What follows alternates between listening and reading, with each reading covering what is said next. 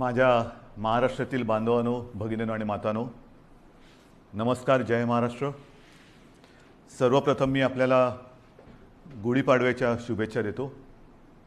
आजपासून आपलं नवीन वर्ष सुरू होतं आहे.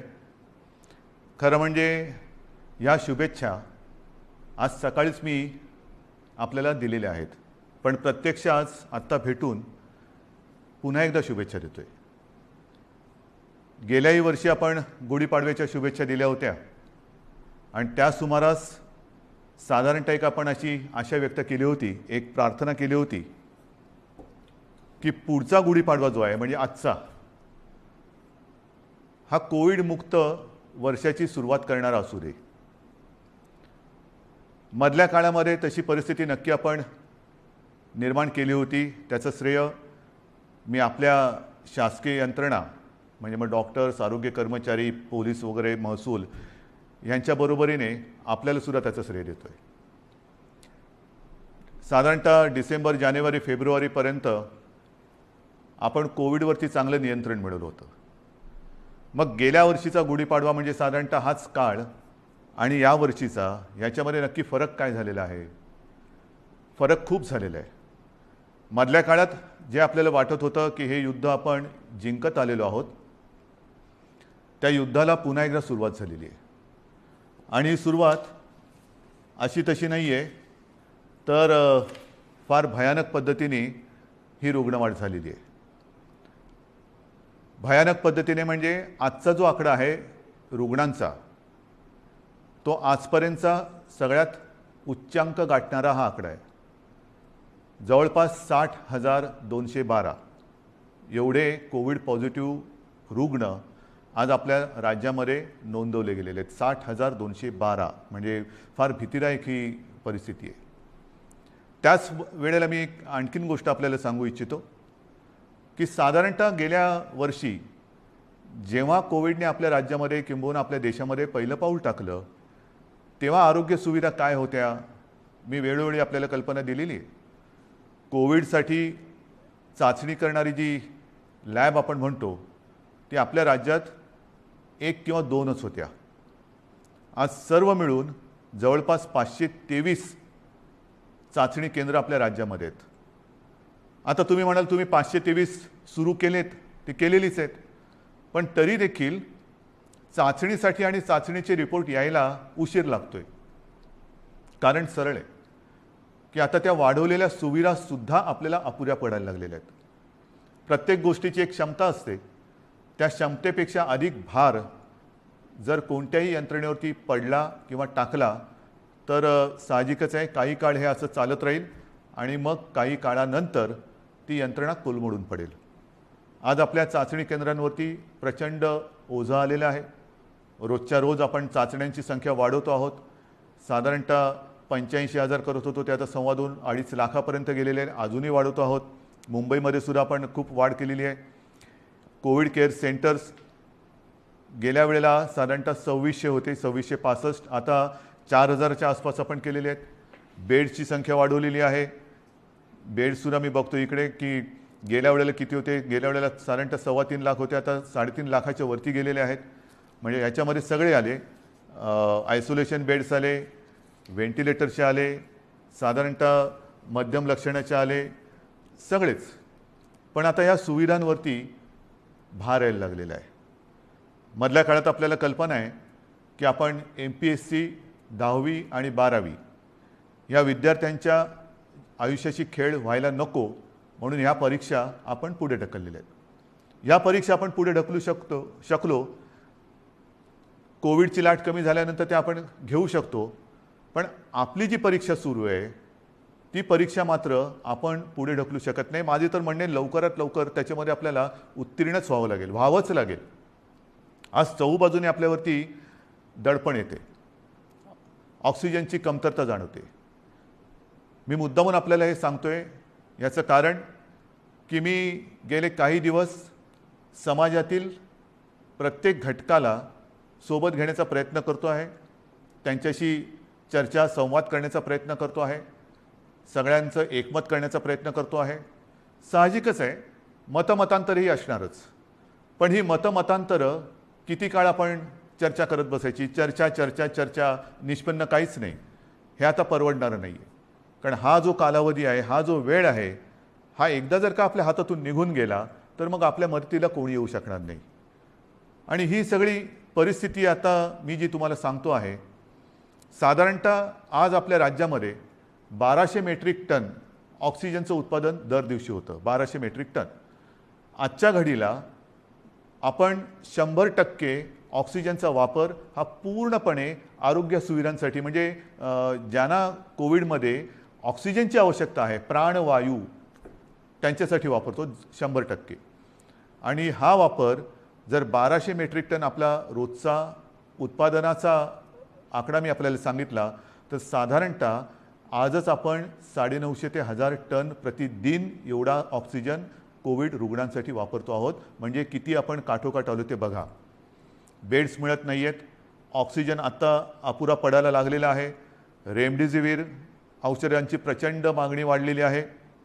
रेमडेसिवीरचं सुद्धा मधल्या काळामध्ये मागणी एकदम खाली गेली आणि ती खाली गेल्यानंतर कंपन्यांनी उत्पादन जवळपास कमी केलं किंवा ना थांबवलं. अचानक मागणी वाढली आणि मागणी वाढल्यानंतर हे औषध पुन्हा तयार करायला साधारणतः त्याला, हे त्यांच्या शब्दात जे मला थोडंफार कळतं आहे, समजतं ते मी तुम्हाला सांगतो आहे, की ते औषध मॅच्युअर व्हायला 2 ते 3 आठवडे लागतात. आता तेवढा कालावधी त्याला द्यावा लागतो. आता हळूहळू हा पुरवठा आपल्याकडे सुरू झालेला आहे. आपण ही औषधं कुठेही कमी पडू देणार नाही. जिथून मिळतील तिथून आपण घेतो आहोत. ऑक्सिजनसुद्धा मी मुद्दामून आपल्याला हा नकाशा आपल्यासमोर दाखवतो आहे. केंद्राकडे आपण विनंती केलेली आहे. एक 4-5 दिवसापूर्वी माननीय पंतप्रधानांसमवेत जी व्हिडिओ कॉन्फरन्स झाली, त्या व्हिडिओ कॉन्फरन्समध्ये सुद्धा ही परिस्थिती मी त्यांना सांगितली. साहजिकच आहे, पंतप्रधान आहेत, त्याच्यामुळे मी काही वेगळं सांगण्याची आवश्यकता नाही. रोजच्या रोज त्यांच्याकडे हा अहवाल जातो आहे. रुग्णसंख्या किती आहे, एकही रुग्णसंख्या किंवा मृत्यू आपण लपवत नाही आहोत, हे तर तुम्हाला पहिल्यापासून माहिती आहे. पारदर्शकपणाने सगळ्या गोष्टीला तोंड देतो आहोत, धाडसाने तोंड देतो आहोत, हे महत्त्वाचं आहे. काही लपवत नाही आहे. आणि म्हणून मी त्यांना विनंती केली की पंतप्रधान महोदय, की आम्हाला आत्ताची जी काय परिस्थिती आहे ती पाहिल्यानंतर येत्या काही काळामध्ये ऑक्सिजनची आवश्यकता लागणार आहे. आमच्या इथे जे कारखाने आहेत किंवा जे उद्योग आहेत त्यांना मी विनंती केलेली आहे, त्यांनी तसं कबूल केलेलं आहे. त्यांच्या क्षमतेप्रमाणे ते आपल्याला ऑक्सिजन द्यायला त्यांनी सुरुवातही केलेली आहे. पण तरी देखील आपल्याला अधिकचा जो ऑक्सिजन लागणार आहे तो आम्हाला इतर राज्यातून आणण्यासाठी परवानगी द्या आणि ती वाहतूक सोयीस्कर होईल याच्यासाठी सुद्धा मदत करा. आता हे त्यांना सांगितल्यानंतर साधारणतः हा नकाशा बघा. ह्या नकाशामध्ये कुठून कुठून ऑक्सिजन आणण्यासाठी आपल्याला त्यांनी परवानगी दिलेले ते आपल्याला कळेल. विशेषतः ही जी राज्य आहेत ईशान्येकडची, ही किती हजार किलोमीटरवरती आहेत, किती शेकडो किलोमीटरवरती. म्हणजे इतर राज्यातून जर का ऑक्सिजन आणायचं झाला तर त्यालाही यायला किती वेळ लागणार आहे हे सुद्धा आपल्याला माहिती असणं गरजेचं आहे. म्हणजे हा एकदम शेवटचा जो आहे पश्चिम बंगालमधला आहे, तो 1300 किलोमीटरवरती. म्हणजे असे खूप काही शेकड्यापासून, म्हणजे काही आपल्या राज्यात आहेत, परंतु इतर राज्यांमध्ये सुद्धा जे कारखाने किंवा ऑक्सिजन उत्पादक आहेत त्यांच्याकडनं आपल्याकडे ऑक्सिजन यायला रस्त्याने आणि रोजचा किती येणार, किती आणणार, सुरळीत पुरवठा आपल्याला पाहिजे. आणि त्याच्यासाठी मी माननीय पंतप्रधानांना काही विनंत्या करतो आहे. त्या बाकीच्या तर मी आपल्याकडे सांगतोच, पण एक विनंती मी त्यांना करतो आहे, ज्याच्याबद्दल मी अधिकृत पत्र पण लिहितो आहे, की ही रस्त्याने आता ऑक्सिजन आणेपर्यंत आमच्याकडे फार विचित्र परिस्थिती निर्माण झालेली आहे. मला कल्पना नाही असं करता येणं शक्य आहे का. असेल तर आपल्याला लष्करी तज्ज्ञांची मदत घेऊन जर हवाई वाहतुकीने आमच्याकडे ऑक्सिजन आणू शकलो आपण आणि आणू शकत असू तर कृपा करून आम्हाला नुसती परवानगी नाही तर एअरफोर्सला सांगून आम्हाला मदत करायचे तसे आदेश द्या. एवढी निकड आता आपल्याला ऑक्सिजनची लागलेली आहे. कारण तुम्हाला मी हा नकाशा दाखवला. आपल्याकडनं टँकर जाणार, तिकडनं ते भरणार, त्याच्याकडनं ते आपल्याकडे येणार. कदाचित तिथे जरी टँकर्स मिळाले तरी तिथे ते टँकर भरले जाणार आणि आपल्याकडे येणार. पुन्हा इकडे आणून एका वेळेला किती आणणार, आणखीन ऑक्सिजन लागणार. मग रोजची ही वाहतूक आपल्याला सुरू ठेवावी लागणार. रोज आपल्याला ऑक्सिजनचा हा पुरवठा लागणार आहे, रोज आपल्याला रेमडेसिवीरचा पुरवठा लागणार आहे. आणि ही सगळी परिस्थिती बघितल्यानंतर मग मात्र आपल्याला ही आपत्कालीन परिस्थिती आहेच ही धरून हवाई वाहतुकीने लष्कराच्या मदतीने सुद्धा जर करता येणं शक्य असेल तर कृपा करून तशी मदत आम्हाला करावी अशी विनंती मी आपल्या माध्यमातून सुद्धा म्हणजे आता या फेसबुक लाईव्हच्या माध्यमातून आणि मी स्वतः व्यक्तिगत फोनही करीन आणि पत्रसुद्धा लिहितो आहे. तर ही एक मागणी आहे. तसंच आणखीन एक दोन मागण्या ज्या मला काही वर्गाने केलेल्या आहेत त्यासुद्धा मी वाचूनच दाखवतो की साधारणतः मार्च महिन्यामध्ये GSTचा परतावा दाखल करण्याची मुदत असते. ती मुदत लघु आणि मध्यम उद्योजकांसाठी आणखीन 3 महिन्यांनी वाढवावी अशी मी विनंती माननीय पंतप्रधानांना करतोय की आता हे सगळे संकटातच आहोत आपण. हे संकट ही आपत्ती आहे. या आपत्तीमध्ये आपणच यांना सांभाळून घ्यायला पाहिजे. कारण इतर वेळेला अर्थचक्र चालवणारी हीच लोक आहेत. धंदे राहिले पाहिजेत, रोजीरोटी राहिली पाहिजे, नाहीतर मग जगायचं कशासाठी. तर त्यांना थोडासा एक आधार देण्यासाठी GSTचा जो एक परतावा आहे तो त्याला 3 महिन्यांनी तरी किमान मुदतवाढ द्यावी अशी मी माननीय पंतप्रधानांना विनंती करतो आहे.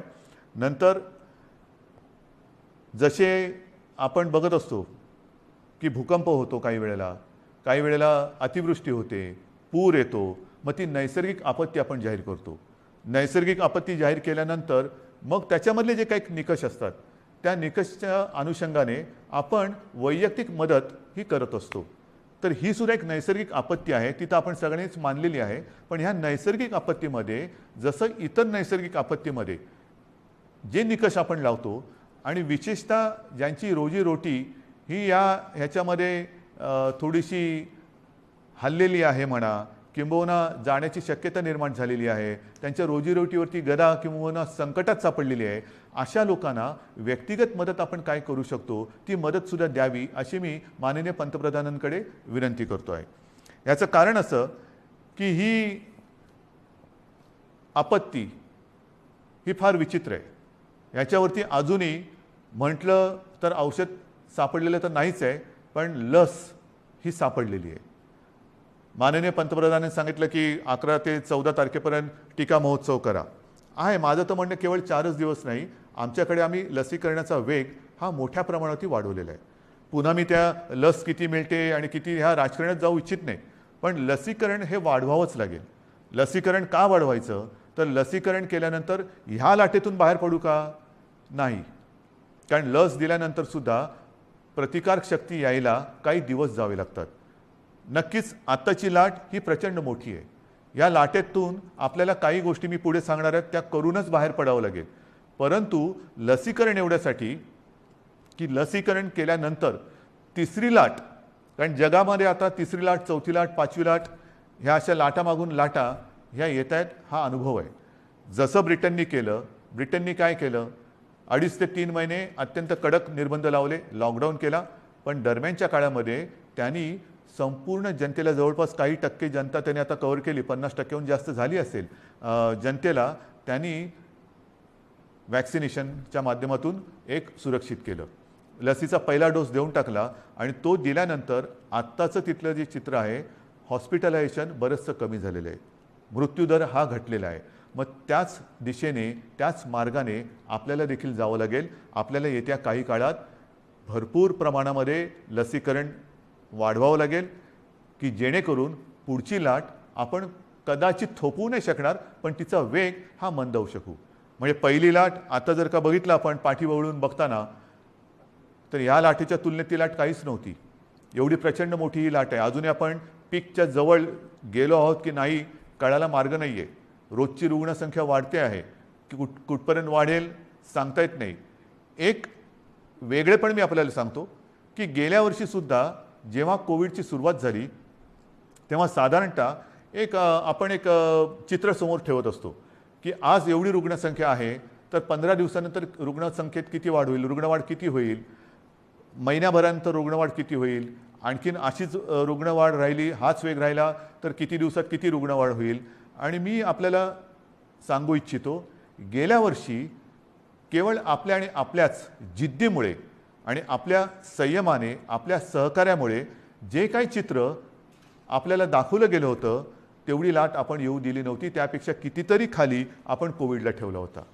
म्हणजेच काय, आपण एकदा हे करून दाखवलेलं आहे. होय, एकदा आपण हे करून दाखवलेलं आहे, कोविडवरती नियंत्रण मिळवून दाखवलेलं आहे. मात्र यावेळीची जी लाट आहे ती लाट आणि जे काही चित्र समोर रुग्णवाढीचं ठेवलं जाते ते जवळपास येते. म्हणजे जी अपेक्षित रुग्णवाढ 15 दिवसांनी किती होईल, महिनाभरानंतर किती होईल, हे जे काय सांगितलं जाते ते चित्र हे यावेळेचं जवळपास सारखं आहे. गेल्या वेळेला जेवढी आपण आरोग्य सुविधा वाढवली ही आरोग्य सुविधा नाही म्हटलं तरी तोकडी पडताना आपल्याला आता दिसते, आपण अनुभवतो आहोत. पण म्हणून आपण काही स्वस्थ नाही बसलेलो, आपण हातपाय गाळून अजिबात बसलेलो नाही, बसणारच नाही. जिद्दीने आपण लढणार आणि जिंकणारच, जिंकायचंच ही जिद्द घेऊनच आपण युद्ध लढतो आहोत. आज सुद्धा मी जे काय आपल्याला सांगणार आहे ते का पाहिजे. एक तर ही रुग्णवाढ भयावह आहे, भीतीदायक आहे. ऑक्सिजनचा उपयोग आपल्याला जास्त करावा लागतोय कारण तेवढी रुग्णसंख्या वाढते. ऑक्सिजनची कमतरता ही आता जाणवायला लागलेली आहे, औषधांची कमतरता ही जाणवायला लागलेली आहे, रुग्णशय्यांची कमतरता ही आता दिसायला लागलेली आहे. आपण येत्या काळामध्ये पुन्हा एकदा आरोग्य सुविधा आणखीन वाढवतो आहोत. मुंबईत वाढवतोय, विदर्भात वाढवतोय, पुण्यात वाढवतोय, सगळीकडे वाढवतो आहोत. जिथे जिथे जे जे करता येणं शक्य असेल ते ते आपण सगळे मिळून करतो आहोत. मग तिकडे ऑक्सिजनचे बेड्स वाढवायची आवश्यकता असेल तर ते वाढवतो आहोत, व्हेंटिलेटर्स वाढवण्याची आवश्यकता असेल तर ते वाढवतो आहोत, आयसोलेशन बेड्स वाढवण्याची आवश्यकता असेल ते वाढवतो आहोत, क्वारंटाईन वाढवण्याची आवश्यकता असेल ते वाढवतो आहोत. पण हे एकतर्फी झालं. एकतर्फी म्हणजे असं की त्याला अजून दोन गोष्टी आहेत. ही आरोग्य सुविधा वाढवल्यानंतर प्रत्यक्ष उपचार करण्यासाठी आपल्याला डॉक्टर्स लागणार. डॉक्टर्ससाठी सुद्धा आपले प्रयत्न चालू आहेत. आत्ता नवीन जे विद्यार्थी आपले उत्तीर्ण झालेले आहेत त्यांना आपण आवाहन करतो आहोत की तुम्ही पण या, त्यांचीसुद्धा आपण आरोग्याची काळजी घेणार आहोत, त्यांनासुद्धा आपल्यासाठी आपल्यासोबत घेणार आहोत. त्याचबरोबरीने मी जसं गेल्या वर्षी एक आवाहन केलं होतं की निवृत्त झालेले काही डॉक्टर्स किंवा डॉक्टर कधी तसे निवृत्त होतच नाहीत, पण परिचारिका असतील, आरोग्य कर्मचारी असतील, त्यांनासुद्धा मी आवाहन करतो आहे की तुम्हीसुद्धा पुन्हा एकदा ह्या महाराष्ट्रावरती कोसळलेल्या नैसर्गिक संकटात मदतीला, नुसतं मदतीला नाही मी म्हणत, लढायला पुढे या, लढण्यासाठी पुढे या. सर्व स्वयंसेवी संस्था आहेत, सेवाभावी संस्था आहेत, व्यक्ती आहेत, त्यांनासुद्धा मी आवाहन करतो आहे की आता वेळ आलेली आहे, तुम्हीसुद्धा या. जे जे आपण करता येणं शक्य असेल आणि जे जे तुम्ही करू शकाल ते ते करण्यासाठी आणि हे युद्ध जिंकण्यासाठी तुम्ही सरकारच्या सोबत या. बांधवांनो आणि भगिनीनो, ही उणीधुणी काढण्याची वेळ नाही आहे. मी गेल्याही वेळेला सांगितलं होतं, सर्व राजकीय पक्षांना पुन्हा एकदा आवाहन करतो आहे की उणीधुणी काढत बसू नका. आता जर का उणीधुणी काढत बसलो तर महाराष्ट्र आपल्याला माफ नाही करणार. राजकारण आपण वृत्तपत्रात वाचलं की माननीय पंतप्रधानांच्या समवेत झालेल्या व्हिडिओ कॉन्फरन्समध्ये सुद्धा मी त्यांना हीच विनंती केली की देशातील सर्व प्रमुख राजकीय नेत्यांना एकत्र बोलून व्हिडिओ कॉन्फरन्सच्या माध्यमातून सर्वांना सांगा की आत्ता राजकारण बाजूला ठेवा. हे फार मोठं संकट आहे. आपण एकत्र येऊन जर का लढलो नाही, जर आपण याला साथ म्हणत असू तर आपण सुद्धा एक साथ आलो पाहिजे, एक साथ लढलं पाहिजे, तरच या साथीवरती आपण विजय मिळवू शकतो. आणि म्हणून ही सगळी परिस्थिती आपल्याला सांगितल्यानंतर नाईलाजाने मला काही गोष्टी ह्या थोड्याशा बंधनात्मक आपल्याला करावायला लागणार आहेत. आणि मला खात्री आहे की हे जे निर्बंध आपण लावतो आहोत हे केवळ आणि केवळ आपल्यासाठी आहेत. मला आनंद होतोय असं कृपा करून समजू नका. मी गेले महिनाभर साधारणतः याची कल्पना देत आलेलो आहे की असं नाही झालं तर काय होईल, तसं नाही झालं तर काय होईल. आपण तसं म्हटलं तर बराचसा वेळ चर्चेमध्ये आणि विचारविनिमयात घालवलेला आहे. आता मात्र कडक पावलं उचलण्याची आवश्यकता आणि ती वेळ तो क्षण आलेला आहे. मग काय करायचं. मी एकदम काही लॉकडाऊन असं म्हणत नाही आहे, पण काही निर्बंध हे साधारणतः त्या सदृश्य आहेत.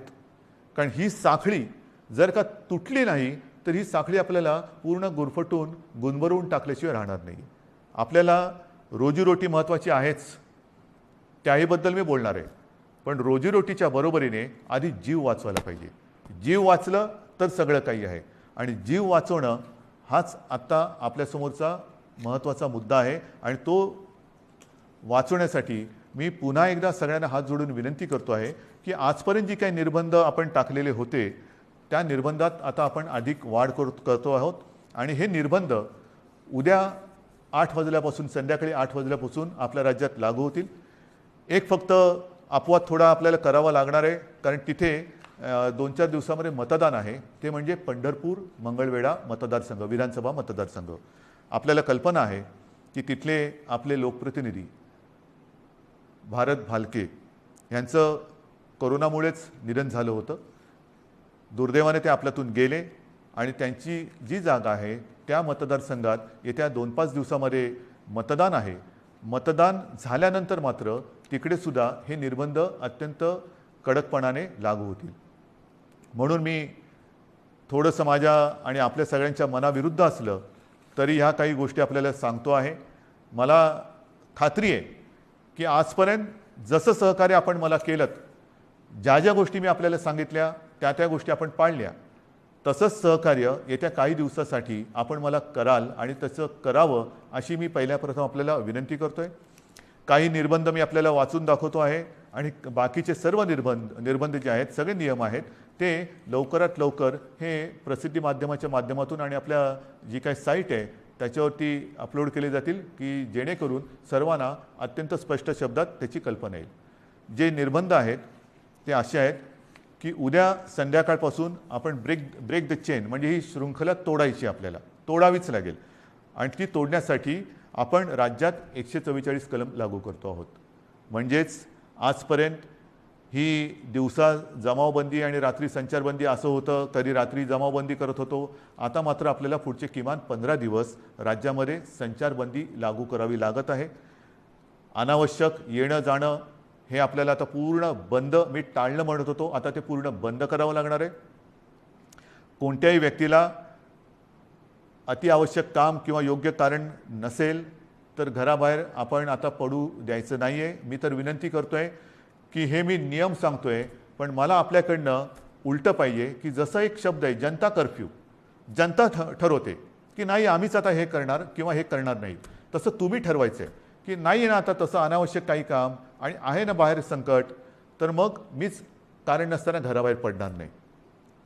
मी आता कोरोनाला मदत करणार नाही, मी सरकारला मदत करणार, मी माझ्या नागरिकांना मदत करणार. आपल्याला आता प्रत्येकाने ठरवायला पाहिजे की कोणाला मदत करायची, कोरोनाला मदत करायची की कोरोना विरुद्ध लढणाऱ्या सरकारला आणि माझ्या माता भगिनींना आणि बांधवांना मदत करायची. हा निर्णय आता ज्यांनी त्यांनी घ्यायचा आहे की कोरोनाला मदत करणारे कोण आहेत आणि कोरोना विरुद्ध लढणारे कोण आहेत, कोरोना दूत कोण आहेत आणि कोविड योद्धे कोण आहेत, हे आता आपल्याला आता कळणार आहे. आणि म्हणून मला असं वाटतं की काही गोष्टी ज्या आहेत त्याच्यात आवश्यक कॅटेगरी सेवा व उपक्रम वगळून सर्व आस्थापना, सार्वजनिक ठिकाणे, इतर सेवा बंद राहतील. सकाळी 7 ते रात्री 8 ह्या काळामध्ये आपण अत्यावश्यक सेवा ज्या आहेत त्या चालू ठेवणार आहोत. एक गोष्ट मी मुद्दामून सांगतोय की आपण सार्वजनिक वाहतूक व्यवस्था बंद करत नाही आहोत, म्हणजे लोकल्स बंद करत नाही आहोत, बस सेवा बंद करत नाही आहोत. मात्र त्या केवळ आणि केवळ अतिआवश्यक कामासाठीच वापरल्या जातील आणि त्यातून त्या चालू का ठेवतोय तर जीवनावश्यक सेवा सुविधा देणारा जो कर्मचारी वर्ग आहे त्याचं येणं जाणं, कारण त्या जर का बंद पडल्या म्हणजे पाणी आहे, आपले सफाई कामगार आहेत, त्यांना कुठेही तसं आपण सांगू शकत नाही वर्क फ्रॉम होम, घरी राहा आणि शहर स्वच्छ करा, घरी राहा आणि शहराचा पाणी पुरवठा सुरळीत ठेवा, नाही, त्यांना संकट असो वा नसो आपल्यासाठी आपल्याला सेवा सुविधा देण्यासाठी रोज कामावर यावंच लागणार आहे. आणि म्हणून त्यांची ये जा ही सुलभतेने व्हावी म्हणून आपण पब्लिक ट्रान्सपोर्ट हे चालू ठेवतो आहोत. आणि त्याच्यामध्ये सुद्धा आवश्यक कॅटेगरी कोणती धरलेली आपण साहजिकच आहे, रुग्णालय आहेत, दवाखाने आहेत, वैद्यकीय विमा, औषधी कंपन्या, औषधी दुकाने, वैद्यकीय सेवा देणारे काही डीलर्स आहेत, वाहतूक सप्लाय चेन आहे, लस उत्पादक व वाहतूक करणारे, कारण लस उत्पादक त्यांच्यासाठी वायल्स लागतात, त्यांचे कारखाने उघडे राहतील, त्यांची वाहतूक ये जा करणारे वाहनं आहेत ती चालू राहणार आहेत, मास्क, जंतुनाशक उत्पादक, वितरक, वैद्यकीय कच्चा माल सगळे. त्याचप्रमाणे जनावरांशी जे संबंधित आहेत म्हणजे आपले कृषीची जनावरं आली, शहरामध्ये आपले ज्याला आपण पाळीव प्राणी म्हणतो त्यांच्या संबंधितली दुकानं, त्यांची दवाखाने हे उघडे राहतील, शीतगृहे, वेअरहाऊसिंग, हवाई वाहतूक, रेल्वे, बस, ऑटो, विविध देशांची राजनैतिक कार्यालय. नंतर तोंडावरती पुन्हा पावसाळा आलेला आहे, एप्रिल तर अर्धा गेला, येत्या 1.5 महिन्यामध्ये पाऊस येणार. पावसाळ्याची जी काही कामं आहेत ती पावसाळी पूर्वच करावी लागतात. तर ती पावसाळ्यासाठीची पावसाळीपूर्वीची जी कामं आहेत ती सगळी चालू राहतील. त्याच्यानंतर बँक्स, रिझर्व्ह बँक इंडिया आणि त्यांच्याशी संबंधित सगळे सेबीने मान्यता दिलेली कार्यालय आहे, दूरसंचार सेवा व त्यांच्याशी संबंधित देखभाल व दुरुस्ती करणारे ह्या सगळ्या गोष्टी, ई कॉमर्स असेल, ह्या सगळ्या आहेत. त्याच्यानंतर अधिस्वीकृतीधारक पत्रकार, त्यांनासुद्धा आपण यातनं त्यांना मुभा दिलेली आहे जाण्या येण्याची. पेट्रोल पंप चालू राहतील, पेट्रोलियम उत्पादन आहेत, कार्गो सेवा, डेटा सेंटर्स, IT सेवा, शासकीय व खाजगी सुरक्षा मंडळं, ह्या सगळ्या गोष्टी ह्या आपण चालू ठेवतो. हे आहेत, बऱ्याच गोष्टी आहेत. त्याची संपूर्ण मी आता वाचत नाही आहे, पण ह्या गोष्टी ह्या प्रसिद्धी माध्यमाच्या माध्यमातून आपल्याकडे येतील, त्याबरोबर आता अपलोड पण केल्या जातील. तेवढ्या आणि तेवढ्याच चालू राहतील. बाकीची कृपा करून मी आपल्याला विनंती करतो आहे की ह्या सेवा किंवा इतर काही आपली वाहतूक आहे ती बंद राहणार आहे. बांधकामामध्ये सुद्धा आणि इतर जे काही उद्योग आहेत त्यांनासुद्धा मी सांगतोय की तुम्हीसुद्धा जिथे जिथे तुमच्या साईट्स आहेत, एक तर त्या साईटवरती तुमच्याकडे सुविधा असेल तर तुमच्या कर्मचाऱ्यांची सोय तिथल्या तिथे करा. त्यांना उगाचच तिथून त्यांच्या घरी, त्यांच्या घरातून तिथे, म्हणजे कोविडची ये जा जशी व्हावी तशी त्यांची ये जा होऊ देऊ नका. त्यांच्या माध्यमातून कुठे कोविड पसरू देऊ नका. त्यांच्या आरोग्याची खबरदारी घ्या. जर का करायची तुमच्या कॅम्पसमध्ये सुविधा नसेल, पण काही उद्योग असे आहेत की त्यांनी त्यांच्या कर्मचाऱ्यांची एक वसाहतच वसवलेली आहे, ठीक आहे, तो कारखान्यात येईल, तिथून त्याच्या वसाहतीत जाईल, तिथून पुन्हा इकडे. एवढ्यापुरतं वाहतुकीची व्यवस्था तुम्ही करू शकत असाल तर तुमचा उद्योग चालू ठेवायला काही हरकत नाही आहे. आपल्याला अनावश्यक सगळ्या गोष्टी, सगळी ये जा ही थांबवायची आहे. म्हणून कृपा करून अनावश्यक गोष्टी ज्या आहेत त्या टाळायला पाहिजे. आता हॉटेल्स, रेस्टॉरंट यांनासुद्धा आपण त्यांच्यावरती पूर्वीप्रमाणेच निर्बंध असतील आणि टेक अवे व होम डिलिव्हरी एवढंच करता येईल. कर्मचाऱ्यांना लसीकरण आता हे बंधनकारक आहे. रस्त्यावरच्या खाद्य विक्रेत्यांना सुद्धा त्यांना आपण का परवानगी देतोय की अनेक गोरगरीब असे आहेत की ज्यांच्याकडे एकेका खोलीत ते 5-5, 7-7, 8-8 लोक राहतात. एका खोलीत एवढे लोक राहतात, त्यांच्याकडे स्वयंपाकघराची सोय नाही, मग बाहेर त्यांना खावं लागतं. आणि मग ते खाणार कुठे? जर रेस्टॉरंट्स आणि इतर ज्या काही गोष्टी आहेत त्यांना आपण टेकअवे घरी पार्सल नेण्यासाठी परवानगी देत असू, तर रस्त्यावरच्या खाद्य विक्रेत्यांना सुद्धा सकाळी 7 ते रात्री 8 ह्या वेळेमध्ये तिथल्या तिथे नाही, त्यांनी सुद्धा ते पॅक करून जो कोणी गोरगरीब येईल त्याला ते देण्याची व्यवस्था करावी. आपल्याला गर्दी टाळायची आणि अनावश्यक वाहतूक तर नाहीच पाहिजे. ह्याच्यामध्ये आवश्यक सेवेसाठी लागणारे उत्पादन करणारे उद्योग हे पूर्ण क्षमतेने चालू ठेवण्यात येतील आणि या उत्पादनांची निर्यात करणारे उद्योगसुद्धा चालू ठेवण्यात येतील. आपल्याला ह्या सगळ्या गोष्टींची मी कल्पना देतो आहे. आता हे झाल्यानंतर काही गोष्टी अशा आहेत की बाबा हे सगळं तुम्ही निर्बंध सांगितले, मग आमच्यासाठी तुम्ही काय करणार? रोजीरोटीचं काय? मी मगाशी आपल्याशी बोलताना बोललो की माननीय पंतप्रधानांना आपण सांगतो की नैसर्गिक आपत्तीत व्यक्तिगत लाभ जसे आपण देऊ शकतो त्या अनुषंगाने काही लाभ ह्या नैसर्गिक आपत्तीत द्यावे अशी माझी विनंती आहे. मात्र राज्य सरकार म्हणून अन्न सुरक्षा जी आपली योजना आहे त्या योजनेअंतर्गत जे सगळे लाभार्थी आहेत, ह्या लाभार्थ्यांना प्रति व्यक्ती 3 किलो गहू आणि 2 किलो तांदूळ याप्रमाणे 1 महिना आपण आता मोफत धान्य देणार आहोत पुढच्या 1 महिन्यासाठी. म्हणजे कुठेही आपण त्यांची कदाचित रोजी ही मंदावली असेल पण रोटी थांबू देत नाही आहोत.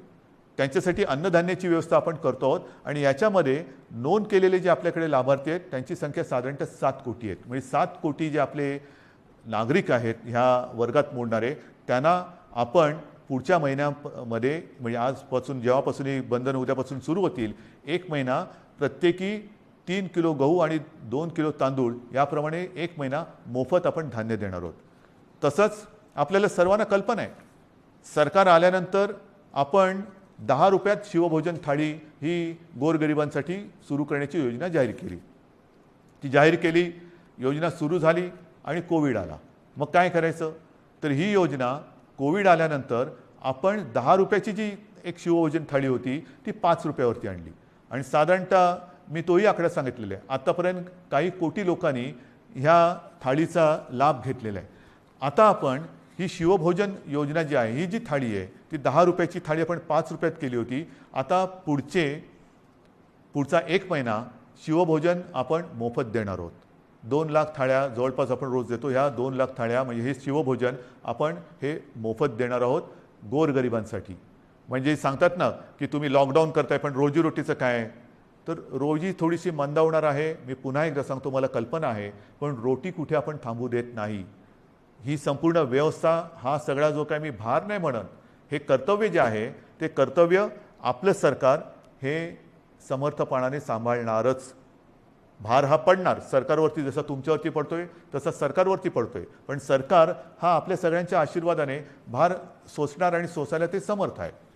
त्याचप्रमाणे आणखीन काही योजना आहेत. मी आता हे वाचतो. संजय गांधी निराधार योजना श्रावणबाळ आणि केंद्र पुरस्कृत इंदिरा गांधी राष्ट्रीय वृद्धापकाळ निवृत्ती वेतन योजना, इंदिरा गांधी राष्ट्रीय विधवा निवृत्ती वेतन, इंदिरा गांधी राष्ट्रीय दिव्यांग निवृत्ती वेतन योजना, या 5 योजनेतील लाभार्थ्यांना 2 महिन्यांकरता प्रत्येकी 1000 रुपये आर्थिक सहाय्य आपण आगाऊ देतो आहोत. म्हणजे आधी देतो आहोत, नंतर नाही, आत्ता आधी देतो आहोत. आणि ह्याचे साधारणतः लाभार्थी हे किमान 35 लाख आहेत. म्हणजे वरती मी जसं सांगितलं तुम्हाला की दारिद्र्य रेषेखालील कुटुंब आहेत, काही निराधार महिला आहेत, वयोवृद्ध आहेत, दिव्यांग आहेत, असंघटित क्षेत्रातील नागरिक आहेत, कामगार आहेत, रिक्षाचालक आहेत, आदिवासी समाज, यांच्यासाठी आपण 3 किलो गहू आणि 2 किलो तांदूळ ही योजना जाहीर केली. शिवभोजन आपण पुढचा महिनाभर मोफत देतो आहे. त्याच्यानंतर आता ह्या योजना त्याच्यात जो 1000 रुपयांचा जो देणं असतं आपण ते आगाऊ देतो आहोत आणि त्याच्यात 35 लाख लोक आपण त्यांना एक नाही म्हटलं तरी आधार देतो आहोत. नंतर महाराष्ट्र इमारत व इमारत कामगार कल्याणकारी जे मंडळ आहे त्या मंडळामध्ये राज्यातील नोंदणीकृत बांधकाम कामगार जे आहेत त्यांना 1500 रुपये, हे 1500 रुपये आपण अर्थसहाय्य देतोय प्रत्येकी. म्हणजे त्याच्यामध्ये साधारणतः 12 लाख पुन्हा लाभार्थी आहेत जे आपल्याकडे नोंदणीकृत आहेत. हे 1500 रुपये आपण त्या बांधकाम वर्गातील कामगारांना देतो आहे. घरेलू कामगार, आता हा एक वेगळा आपण हे करतोय. घरेलू कामगार जे नोंदणीकृत घरेलू कामगार आहेत त्यांच्यासाठी सुद्धा आपण एक निधी देतो आहोत. म्हणजे हा सुद्धा एक मोठा वर्ग आहे तसा, जो नोंदणीकृत आहे त्यांना आपण हा निधी देतो आहोत. त्याच्यानंतर आता पुन्हा तळहातावरती पोट हे ज्यांचं आहे तोच हा वर्ग आहे. त्याच्यामध्ये आणखीन थोडा वर्ग बाकी आहे, तो म्हणजे अधिकृत फेरीवाले. अधिकृत फेरीवाले आहेत. या फेरीवाल्यांसुद्धा आपण एका वेळचे 1500 रुपये प्रत्येकी देतो आहोत. फेरीवाल्यांसाठी जे अधिकृत नोंदणीकृत आहेत फेरीवाले त्यांना देतो आहोत. आणि हे जे देणं आहे हे या फेरीवाल्यांची स्वनिधी योजनेत बँकांकडे नोंदणी असल्यामुळे बँकांमार्फत हे त्यांच्या बँकेत हा जो काही निधी आहे तो त्यांना हस्तांतरण दिलं. ह्याच्यामध्ये जवळपास 5 लाख लाभार्थी आहेत. तसंच आपले रिक्षाचालक आहेत, कारण सगळंच बंद केल्यानंतर रिक्षाचालकांनी काय करायचं, तर ह्याच्यामध्ये सुद्धा जे परवानाधारक रिक्षाचालक आहेत त्या रिक्षाचालकांना सुद्धा एका वेळेचं आपण 1500 रुपये हे देतो आहोत. आता याच्यामध्ये सुद्धा साधारणतः 12 लाख लाभार्थी आहेत. म्हणजे तुम्ही बघत जा, 7 कोटी, 35 लाख, 12 लाख, 5 लाख, 15 लाख, आपण जे जे करता येणं शक्य असेल ते करतो आहोत. माझ्या आदिवासी समाजासाठी सुद्धा खावटी योजनेचा लाभ घेत असलेल्या आदिवासी कुटुंबांना प्रति कुटुंब आपण एका वेळेचं 2000 रुपये हे आर्थिक सहाय्य देतो आहे. ह्याच्यामध्ये सुद्धा आता लाभार्थी 12 लाख आहेत. म्हणजे आपण जेवढं करता येणं शक्य असेल तेवढं करतो आहोत. हे आत्ताच्या घडीला हे आपण जे पटकन करता येणं शक्य आहे ते करतो आहोत. त्याच्यानंतर आता ह्या टाळेबंदी हा शब्द वापरायचा न वापरायचा, पण ही जे काही निर्बंध आहेत त्या काळामध्ये आपल्याला कोविडवरची उपाययोजना जी आहे त्याच्यामध्ये इतर काही सुविधा वाढवायच्या आहेत. त्याच्यानंतर औषधं खरेदी आली, व्हेंटिलेटर्स खरेदी करणं आलं, सुविधा आली, सुविधांची उभारणी आली, त्याच्यासाठी काही पैसे लागतात. तर त्याच्यासाठी आपल्या जिल्हाधिकारी त्यांना काही पैसे आपल्याला त्यांच्याकडे देऊन ठेवावे लागतात की तुम्हाला आवश्यकतेनुसार, कारण पटकन आता रुग्ण आला आणि काही गरज लागली तर विचारत बसायचं नाही, जे जे करता येणं आवश्यक आहे ते तिकडे करायचं. आणि त्यांच्यासाठी सुद्धा आपण साधारणतः 3300 कोटी फक्त आणि फक्त कोविडसाठी म्हणून बाजूला काढून ठेवतो.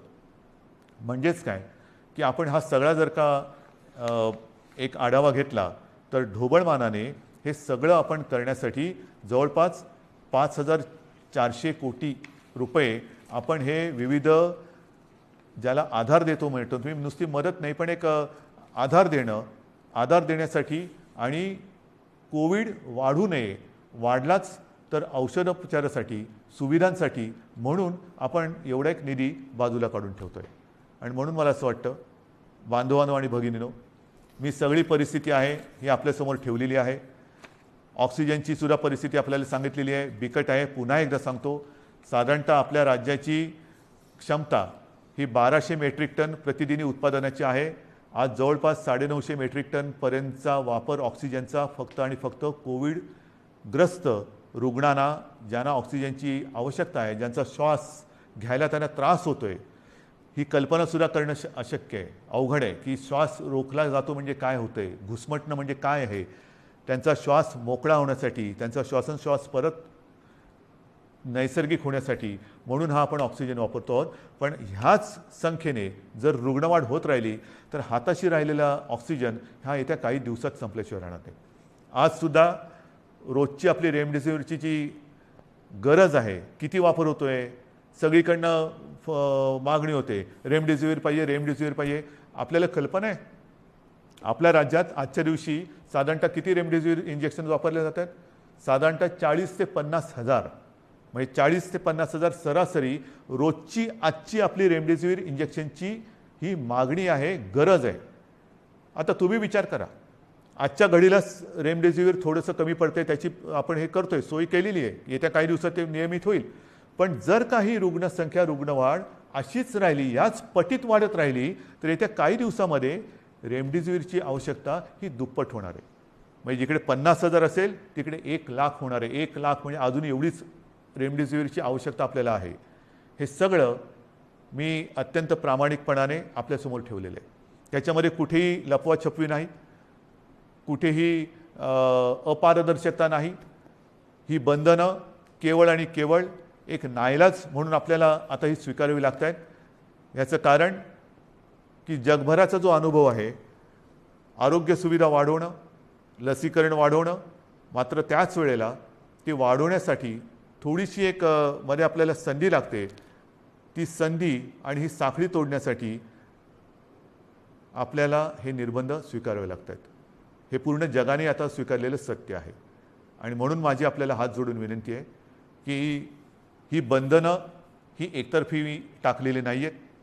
ही बंधनं टाकण्यामागे जो उद्देश आहे तो केवळ आणि केवळ प्राण वाचवणे हाच एक उद्देश आहे.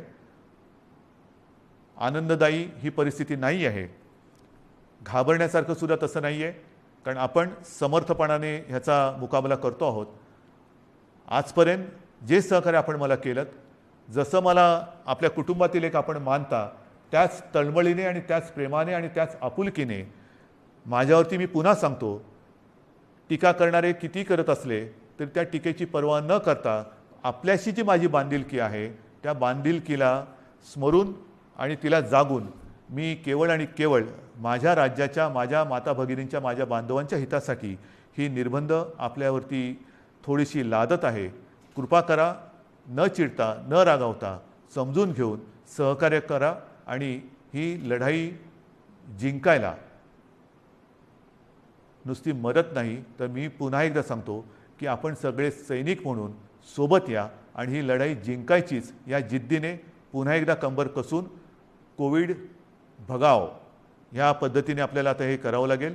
आजपर्यंत जसं सहकार्य केलं तसंच सहकार्य यापुढेही अपेक्षित आहे. सर्वांना धन्यवाद देतो. जय हिंद, जय महाराष्ट्र.